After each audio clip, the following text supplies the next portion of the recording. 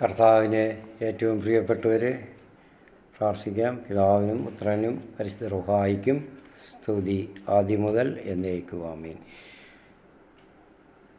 നമ്മൾ 22-ാം അധ്യായം ഉൽപ്പത്തിയുടെ ഭാഗം പാർട്ട് 1 കഴിഞ്ഞു. ഇനി പാർട്ട് 2 ആണ്. നമ്മൾ ആ ബലിയുടെ ഒരുക്കത്തിൻ്റെ കാര്യങ്ങളെല്ലാം ആണ് കഴിഞ്ഞ വീഡിയോയിൽ കണ്ടത്. ഇനി ആ ബലി സ്ഥലത്തെയും ബലിയുടെ കാര്യങ്ങളുമാണ് ഈ 2-ാം ഭാഗത്തിൽ കാണുന്നത്. തീർച്ചയായിട്ടും നിങ്ങൾ ഈ video the real way official Bible study Thomas Meenathethil എന്ന ആ ചാനൽ സബ്സ്ക്രൈബ് ചെയ്ത് ഇത് മുഴുവനായിട്ട് കാണണം. ഒരുപക്ഷെ നിങ്ങൾ ഇതിനു മുൻപ് കണ്ടിട്ടോ കേട്ടിട്ടോ ഒക്കെ ഇല്ലാത്ത പല കാര്യങ്ങളും നിങ്ങൾക്ക് ദൈവിക രഹസ്യങ്ങൾ നിങ്ങൾക്കത് ഗ്രഹിക്കാൻ സാധിക്കും, മനസ്സിലാക്കാൻ സാധിക്കും. ഇതുകൊണ്ട് പൂർണ്ണമായ അനുഗ്രഹങ്ങളുണ്ടാകും. കഴിഞ്ഞ സമയത്ത് ഞാൻ പറഞ്ഞിരുന്നു, രോഗസൗഖ്യവും ഉദ്ദിഷ്ട കാര്യങ്ങളും എല്ലാം സാധിക്കും. അതിനൊക്കെയുള്ള ഒരു അധ്യായമാണിത്. അതിൻ്റെ പൂർണ്ണമായ ആ സീരിയസ്നെസ്സോ ഗൗരവത്തോടു കൂടി ധ്യാനിക്കുകയും അത് കേൾക്കുകയും കാണുകയും ചെയ്യുമ്പോൾ തീർച്ചയായിട്ടും ഇതൊക്കെ സംഭവിക്കും. ആ ഒരു പ്രത്യാശയോടുകൂടി നിങ്ങളിത് കാണുക, മുഴുവനായിട്ട് കാണുക, ഇപ്പോഴും സ്കിപ്പ് ചെയ്ത് കളയരുത്. നമ്മൾ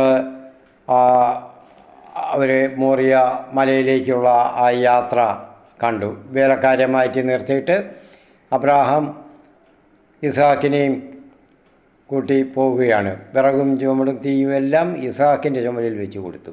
ഇസ്ഹാക്ക് എന്നെ എടുത്തു. അപ്പോൾ ഇസ്ഹാക്ക് പറയുന്നുണ്ട് ഇവിടെ 7-ാം വാക്യത്തിൽ, വിറകും തീയും ഒക്കെ ഉണ്ട് പിതാവേ, പക്ഷേ യാഗമൃഗം എവിടെയാണ്, അതിനുള്ള കുഞ്ഞാട് എവിടെയാണ്? അപ്പോൾ അതൊക്കെ ദൈവം പ്രദാനം ചെയ്യും എന്നാണ് പറയുന്നത്. അപ്പോൾ തേങ്ങലോടുകൂടിയായിരിക്കാം. അബ്രഹാം തേങ്ങിയിട്ടുണ്ട്. അപ്പോഴത്തെ ഒരുപക്ഷെ പിതാവിൻ്റെ മുഖത്തെ ആ സംസാരത്തിൻ്റെ രീതിയിലെല്ലാം വ്യത്യാസം ഉണ്ടായിരുന്നിരിക്കാം, കടുത്ത ദുഃഖത്തിൻ്റെ വേദനയുടെ. അപ്പോൾ അതുകൊണ്ട് ഇസ്ഹാക്ക് വളരെ ക്ലേശത്തോടു കൂടിയാണെങ്കിലും അത്രയും ഉയരമുള്ള മലയിൽ, ആ കുന്നിൽ അവിടുന്ന് കയറുകയാണ്. മലയുടെ ഒരു ഭാഗമാണ് ഞാൻ പറഞ്ഞു, മോറിയ മലയുടെ ഒരു ഭാഗമാണ്, താഴ്ന്ന കുന്നാണ് ഈ ബലിയർപ്പിക്കാനുള്ള സ്ഥലം ദൈവം കൊടുത്തിരിക്കുന്നത്. അപ്പോൾ അതിന് ബലിയർപ്പിക്കാനുള്ള കുഞ്ഞാടിനെ ദൈവം തന്നെ തരും, ആ പ്രത്യാശ. അപ്പോഴെന്തുകൊണ്ടാണ് പൂർണ്ണ ആരോഗ്യവാനും ദൃഢഗാത്രനുമായ ഈ യുവാവിന്, ഇസാക്ക് എന്ന യുവാവിന് ബന്ധിച്ച് ബലിപീഠത്തിന്മേൽ കിടത്തുന്നതിന് എങ്ങനെ സാധിച്ചു അബ്രാഹത്തിന്? നമ്മളതൊന്ന് ചിന്തിക്കേണ്ടതാണ്. അതാണ് ഇവിടെ വിചിന്തനം ചെയ്യാൻ പോകുന്ന ഈ 2-ാം ഭാഗത്തിൽ. തീർച്ചയായിട്ടും ഇസ്ഹാക്കിന് ഇതിനെപ്പറ്റി ഒരു മുന്നേ അറിവുണ്ട്, ഇല്ലാതിരിക്കത്തില്ല. അത് എപ്പോഴും കിട്ടി, ഇതുവരെയും പറഞ്ഞിട്ടില്ല. അപ്പോൾ മലയുടെ മുകളിലെത്തിയപ്പോൾ, ദൈവം പറഞ്ഞ സ്ഥലത്തെത്തിയപ്പോൾ അബ്രഹാം അവിടെ ഒരു ബലിപീഠം പണിതു, വിറക് അടുക്കി വെച്ചു. അബ്രഹാം ഒറ്റയ്ക്കാന്നോ? സഹായത്തിന് ഇസ്ഹാക്കുണ്ട്. ഇസ്ഹാക്കോടും ചേർന്നാണ് വിറകൊക്കെ അടുക്കിയത്. 2 പേരും അപ്പനും മകനും കൂടെയാണ്. പക്ഷേ ആ മുഖത്ത് വല്ലാത്ത ഒരു ഒരു മ്ലാനത, ദുഃഖത്തിൻ്റെ കടുത്ത ഭാവം മുഖത്തുണ്ടായിരുന്നിരിക്കുക, ഇല്ലാതിരിക്കാനൊന്നും പറ്റത്തില്ലല്ലോ. അപ്പോൾ ദൈവം തനിക്ക് ഏറ്റവും പ്രിയപ്പെട്ടതിനെയാണ് ചോദിച്ചിരിക്കുന്നത്, കൊടുക്കുകയാണ്. പക്ഷേ അബ്രാഹത്തിന് അതിന് യാതൊരു മനഃശാഞ്ചല്യവുമില്ല. മുഴുവനും ദൈവം പറഞ്ഞത് മുഴുവനും അനുസരിച്ച് കൊടുക്കുകയാണ്.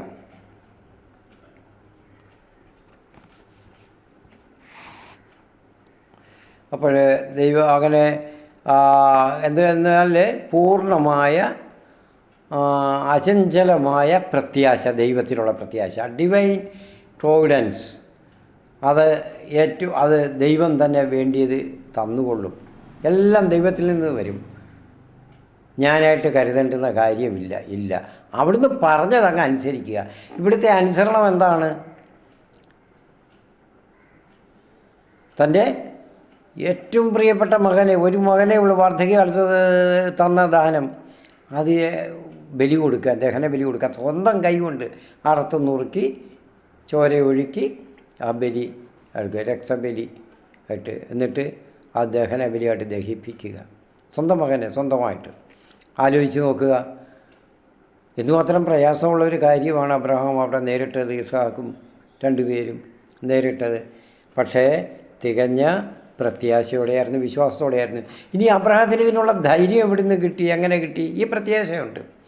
പക്ഷെ ഇത്രയും 3 ദിവസത്തെ യാത്ര, അത് കഴിഞ്ഞ് ഈ മല കയറുന്നതിനുള്ള ദീർഘമായ സമയം 2 മണിക്കൂറോ അതിൽ കൂടുതലോ എടുത്തിരിക്കാം. അപ്പോഴത് ഇവിടെ ഞാൻ ഉദ്ദേശിക്കുന്നത് അതായിരിക്കണം ശരി, ഉദ്ദേശിക്കുന്നതെന്നല്ല. ഇത് ഇസ്ഹാക്ക് അറിയാതെ, പൂർണ്ണമായിട്ട് ഇസ്ഹാക്കിന് ബോധ്യപ്പെടാതെ അത് നടക്കത്തില്ല. ബന്ധിച്ച് കിടത്താൻ, പിറകിന് വലി കിടത്താൻ അപ്പോൾ അറിഞ്ഞൂടെ അർത്ഥം നുറുക്കാനാണെന്ന്. അത് കഷണിക്കാനാണെന്നറിയാം. ബലിക്ക് രക്തം ഒഴുകി, രക്തബലിക്കാണ് തന്നെയാണ് ബലി അർപ്പിക്കുന്നത്. അപ്പോൾ അത് പൂർണ്ണ ബോധ്യമുണ്ട്. എപ്പോഴായിരിക്കും? ബലിപീഠം പണിതും വിറകും അടുക്കി വെച്ചപ്പോൾ അബ്രഹാത്തിൻ്റെ ശരീരവും കൈകളെല്ലാം വിറയ്ക്കുന്നുണ്ടായിരിക്കും. ഇതൊക്കെ മകൻ ശ്രദ്ധിച്ച് ചോദിച്ചു കാണും, പിതാവേ എന്താണ് പതിവില്ലാത്ത അങ്ങേക്ക് അവിടുത്തേക്ക് ഈ പാപമാറ്റം? അപ്പോൾ മകനെ ചേർത്ത് പുണർന്നുകൊണ്ട് പറഞ്ഞു കാണും, നുറുങ്ങിയ ഹൃദയത്തോടെ പറഞ്ഞു കാണും,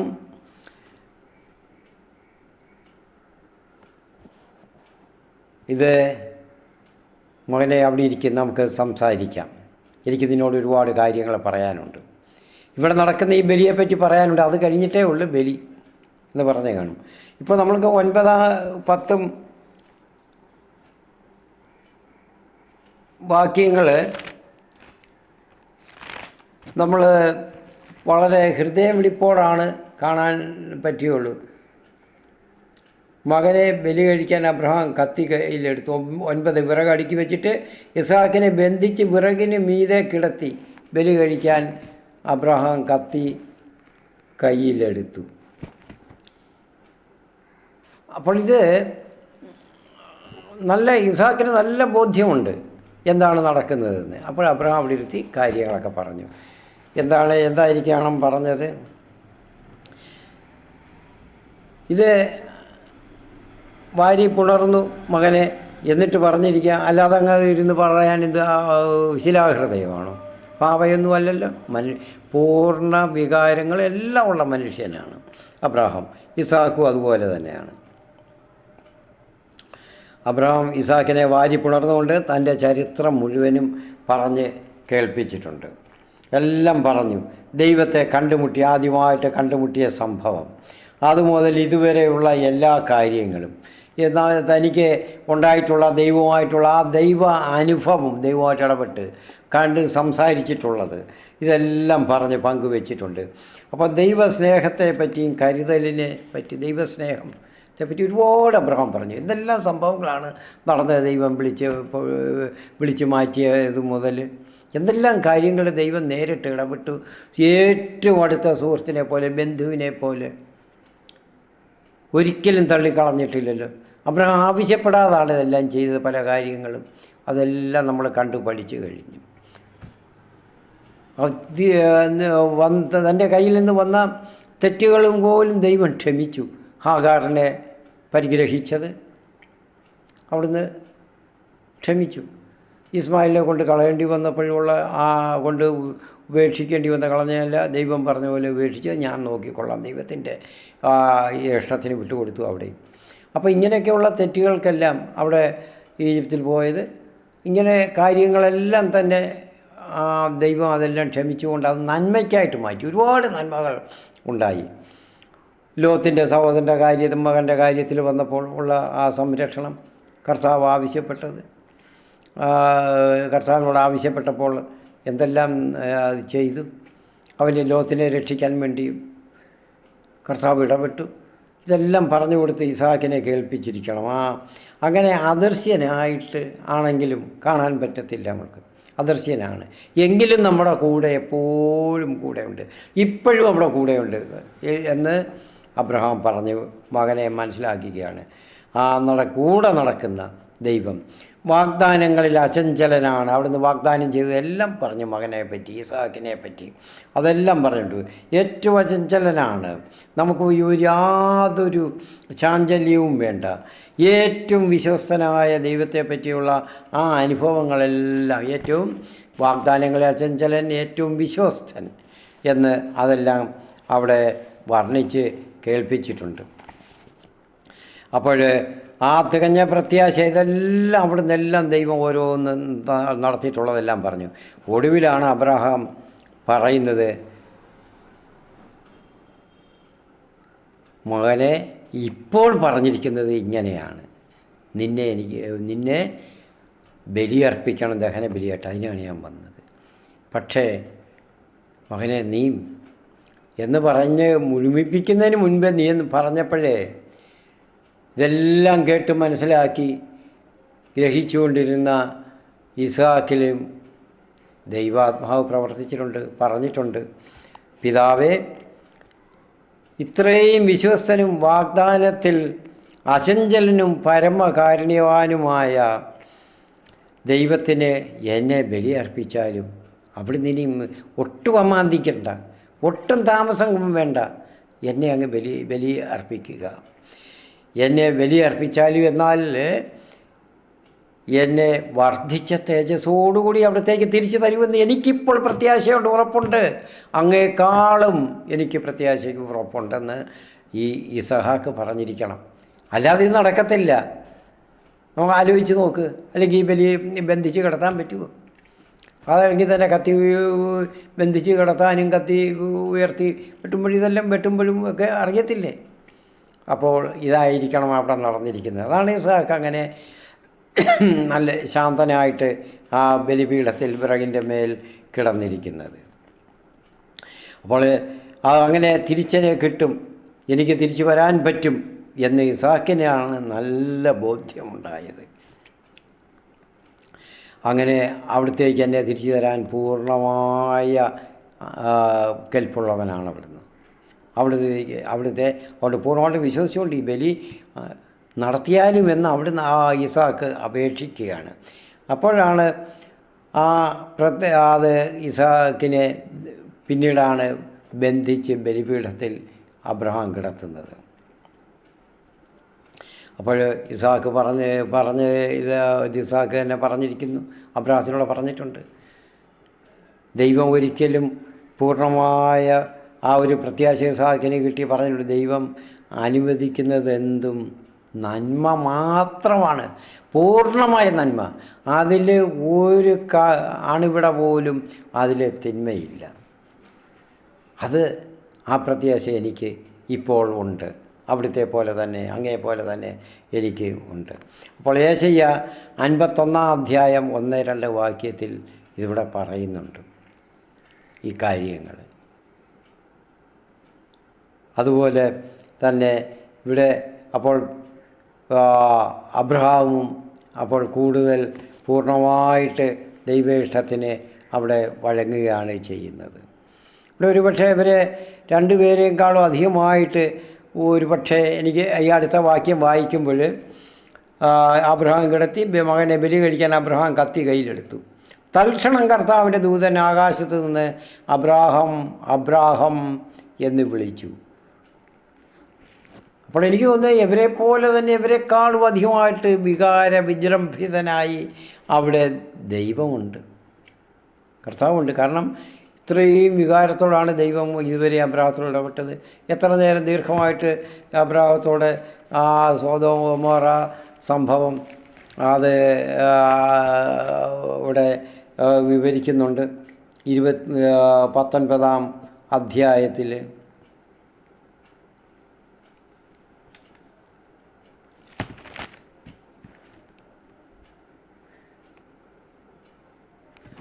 പതിനെട്ട് 19 അധ്യായത്തിൽ വിവരിക്കുന്നുണ്ട്. ഞാൻ എൻ്റെ ഏറ്റവും വിശ്വസ്തനായ അബ്രാഹത്തിനോട് ഞാനിത് പറയാതെ ഒളിച്ചു വയ്ക്കണോ അവരെ നശിപ്പിക്കുന്ന കാര്യം ആ പ്രദേശത്തെ എന്നുള്ള കാര്യം കർത്താവ് എത്ര വിജൃംഭിതനായിട്ടാണ് പറയുന്നത്. അതുപോലെ ഇവിടെയും അങ്ങനെയാണ് സംഭവിച്ചിരിക്കുക. അല്ലാതെ ഇതെല്ലാം ഒരു എന്തുവാ എഴുതി തയ്യാറാക്കിയ നാടകം പോലെ ഒന്നും നടക്കുമല്ല അവിടെ. കർത്താവും വികാര വിജൃംഭിതനായി അവിടെ ദൈവം അബ്രാഹത്തെ വിളിക്കുന്നത് തന്നെ അബ്രാഹം അബ്രാഹം 2 പ്രാവശ്യം. ഒരിക്കലാണെങ്കിൽ അബ്രാഹം എന്ന് വിളിച്ച് ചുമ്മാ അങ്ങ് ഈസിയായിട്ട് അങ്ങ് വിടാം. അബ്രാഹം അബ്രാഹം 2 പ്രാവശ്യം വിളിക്കുകയാണ്. ആ വികാരത്തോടു കൂടിയുള്ള ആ വിളിയാണ് ഇവിടെ കാണുന്നത്. ഇത് അപ്പോൾ നമുക്ക് കാണാൻ സാധിക്കുന്നത്, എനിക്ക് അത് ഒരു നമ്മൾ പലപ്പോഴും ബൈബിളിൽ പലയിടത്തും ഇങ്ങനെ കാണുന്നുണ്ട്. 2 പ്രാവശ്യം ദൈവം വിളിക്കുന്നത് വളരെ വികാരത്തോടു കൂടിയുള്ള വിളിയാണ്. അപ്പോൾ നമുക്ക് ചില കാര്യങ്ങൾ ഇപ്പോൾ ഇവിടെ 22:11 ഇപ്പോൾ നമ്മൾ വായിച്ച ഭാഗം ദൈവം വിളിക്കുന്നു. ഇതുപോലെ തന്നെ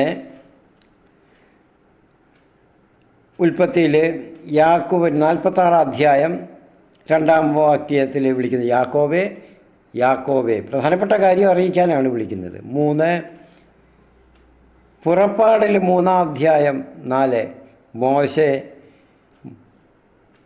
മോശെ എന്ന് വിളിക്കുന്നു. ഇനി അടുത്ത 4-ാമതായിട്ട് 1 സാമുവേലിൻ്റെ 1-ാം പുസ്തകം 3-ാം അധ്യായം 10 സാമുവേൽ പ്രധാനപ്പെട്ട കാര്യങ്ങൾ അറിയിക്കുമ്പോൾ കർത്താവ് വികാര വിജൃംഭിതനായിട്ട് തന്നെയാണ് മനുഷ്യനോട് ഇടപെടുന്ന, മനുഷ്യനെ പോലെ തന്നെ. ഇവിടെ 5 ലൂക്കയുടെ സുവിശേഷം 10-ാം അധ്യായം 41-ാം വാക്യത്തിലും പറയുന്നു മർത്ത മർത്ത എന്ന് കർത്താവ് മർത്തായെ വിളിച്ച് പറയുന്നു. പ്രധാനപ്പെട്ട കാര്യമായിട്ട് അവിടെ വളരെ തീവ്രമായിട്ട് പറയുകയാണ് അവളോട്. സഹോദരിയെ പറ്റി പരാതിപ്പെട്ടപ്പോൾ അവളെ സഹായിക്കുന്നില്ല എന്ന് പറയുമ്പോൾ ഇവിടെ 6-ാമതായിട്ട് ലൂക്ക 22-ാം അധ്യായം ലൂക്കയുടെ സുവിശേഷത്തിൽ 31-ാം വാക്യത്തിൽ പറയുന്നു ശിമയോൻ എന്ന് ശിമയോനെ വിളിക്കുന്നു. ആരെയാ? പത്രോസിനെ വിളിക്കുന്നു. അപ്പോൾ അവിടെ അതുപോലെ അപ്പസ്തോല പ്രവർത്തനങ്ങളിൽ 7-ാം അധ്യായം 7-ാമതായിട്ട് 9-ാം അധ്യായം 4-ാമത്തെ വാക്യം വളരെ വികാര തീവ്രതയോടുകൂടി വിളിക്കുകയാണ് സാവൂളിനെ. സാവൂൾ എന്ന് വിളിക്കുന്നു, നീ എന്നെ പീഡിപ്പിക്കുന്നത്. ഇങ്ങനെയുള്ള കാര്യങ്ങൾ ദൈവം വളരെ തീവ്രതയോടെ കൈകാര്യം ചെയ്യുന്നതാണ്. ഇവിടെ ദൈവം അതുപോലെ തന്നെയാണ് ഇവിടെ വിളിക്കുന്നത്, അബ്രാഹം എന്ന് വിളിക്കുന്നത്. അപ്പോൾ ദൈവം അവിടെ ഏറ്റവും വേദനിച്ച ആൾ അബ്രാഹത്തിന് ഇസാക്കും അബ്രഹാം വേദനിച്ചതുപോലെ തന്നെയാണ് ദൈവവും വേദനിക്കുന്ന. അബ്രാഹത്തിൻ്റെ ആ ഭാവം പെരുമാറ്റം കണ്ടപ്പോൾ തന്നെ ബലിയർപ്പിക്കാൻ പോവുകയാണ്. താൻ കൊടുത്ത തൻ്റെ ആ വാഗ്ദാന പുത്രന് എല്ലാമായ അത് ദൈവത്തിൻ്റെ ഹൃദയവും നുറുങ്ങി.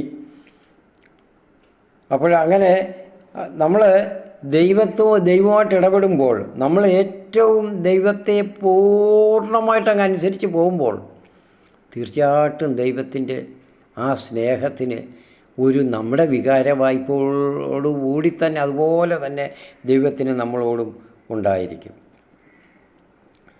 അപ്പോൾ അങ്ങനെ ദൈവം അബ്രാഹത്തിനെ വിളിച്ചു. പക്ഷേ ആനന്ദാശ്രുക്കൾ പൊഴിച്ചിരിക്കണം, ആ കൂടെ ഉണ്ട്. ദൈവം വികാര തീവ്രതയോടെ അങ്ങനെ വിളിച്ചു പറഞ്ഞു, നീ മകൻ്റെ മേൽ കൈവയ്ക്കരുത്, കുട്ടിയുടെ മേൽ കൈവയ്ക്കരുത്, അവനെ ഒന്നും ചെയ്യരുത്. നീ ദൈവത്തെ ഭയപ്പെടുന്നുവെന്ന് എനിക്കിപ്പോൾ പൂർണ്ണ ബോധ്യമായി.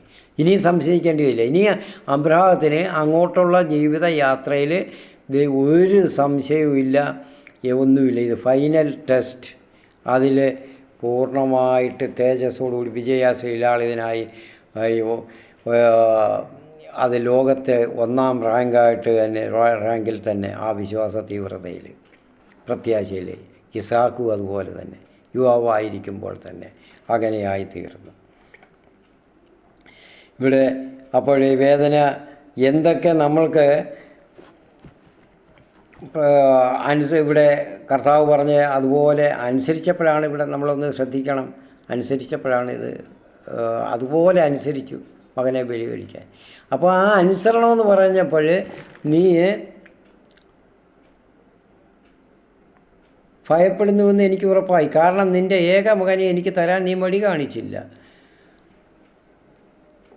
അവിടെ നിന്ന് അതുകൊണ്ട് പറഞ്ഞ് നീ എൻ്റെ വാക്ക് അനുസരിച്ചുകൊണ്ട് 18-ാം വാക്യത്തിൽ പറയുന്നുണ്ട്, നീ എൻ്റെ വാക്ക് അനുസരിച്ചത് കൊണ്ട്. എങ്ങനെയാണ് അനുസരിച്ചത്?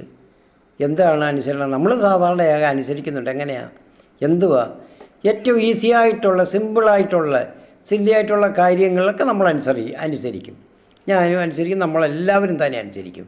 എല്ലാ മനുഷ്യരും അങ്ങനെയാണ്.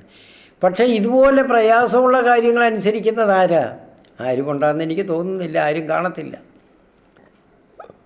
കാരണം അനുസരിക്കാൻ ഏറ്റവും ബുദ്ധിമുട്ടുള്ളത്, ഏറ്റവും പ്രയാസമുള്ളത്, കാരണം എല്ലാം എന്തൊക്കെയോ ഒരുപാട് എനിക്ക് പ്രിയപ്പെട്ടത് വേണ്ടിയതെല്ലാം എൻ്റെ ജീവനത്തിന് അത്യാവശ്യമുള്ളത് എന്തൊക്കെയോ നഷ്ടപ്പെടും എന്നുള്ള പൂർണ്ണ ബോധ്യത്തോടെ എന്നാലും ഞാൻ അനുസരിക്കുന്നു.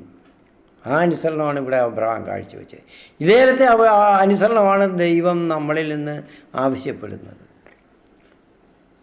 അത് നമ്മളിൽ നിന്ന് ഉണ്ടാകാറുണ്ടോ? ഇനിയെങ്കിലും നമ്മൾ അതിനുവേണ്ടിയാണ് ശ്രമിക്കേണ്ടത്. ദൈവം ആവശ്യപ്പെടുന്ന ആ അനുസരണം. ഇവിടെ ഞാനതാണ് ലൂക്കായുടെ സുവിശേഷത്തിൽ അവിടെ ആ വിധവ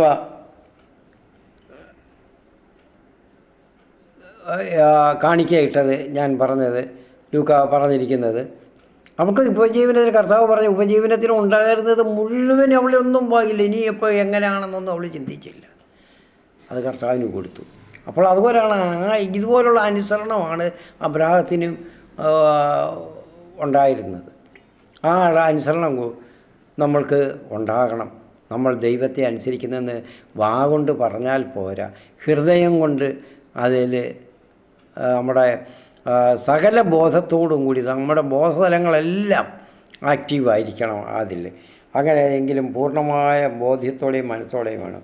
ഇങ്ങനെയുള്ള അനുസരണം ഉണ്ടാകുമ്പോഴാണ് ദൈവം വിളിച്ച് നമുക്ക് ബാക്കി കാര്യങ്ങളൊക്കെ ചെയ്തു തരുന്നത്. ഇവിടെ പറയുന്നത് എന്താണ്?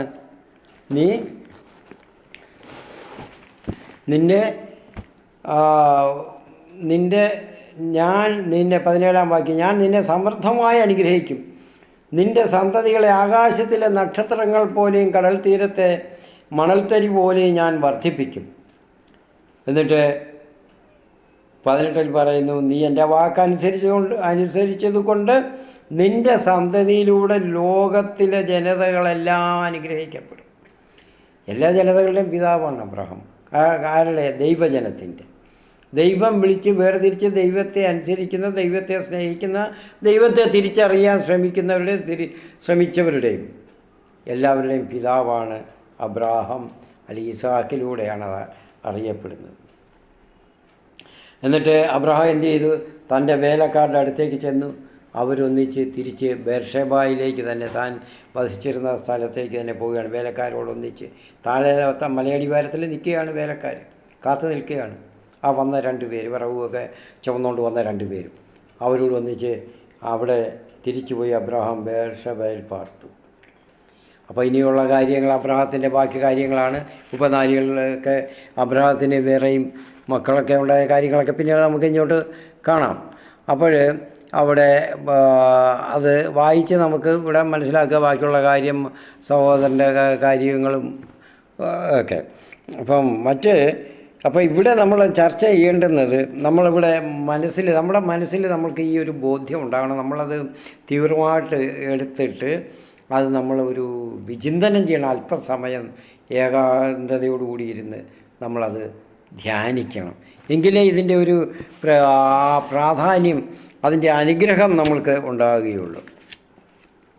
അപ്പോൾ ഈ ബുദ്ധിമുട്ടുള്ള അനുസരണം എല്ലാവർക്കും പറ്റത്തില്ല, എങ്കിലും അതുണ്ടാകണം. അതാണ് ഇവിടെ അബ്രഹാത്തിന് പറ്റിയത്.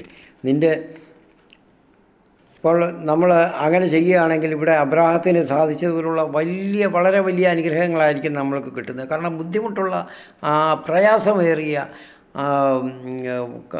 ഉത്കടമായ ഒരു പ്രയാസങ്ങൾ, ബുദ്ധിമുട്ടുകൾ എല്ലാം ഉള്ള, ആശങ്കകളൊക്കെ ഉള്ള ഒരു അനുസരണം പൂർണ്ണ മനസ്സോടെ പൂർണ്ണ ബോധ്യത്തോടെ അങ്ങ് അനുസരിക്കുമ്പോൾ ദൈവം അറിയാതെ തന്നെ തരും. ഇവിടെ ദൈവം അങ്ങനെ അയച്ചപ്പോഴാണ് അവിടെ ബലിമൃഗത്തെ കൊടുത്തത്. അവിടെ കിടക്കുന്ന കുഞ്ഞാട്, അതിനെ എടുത്ത് നീ ബലി അർപ്പിക്കുക. അപ്പോൾ അതുപോലെ തന്നെ നമുക്കിവിടെ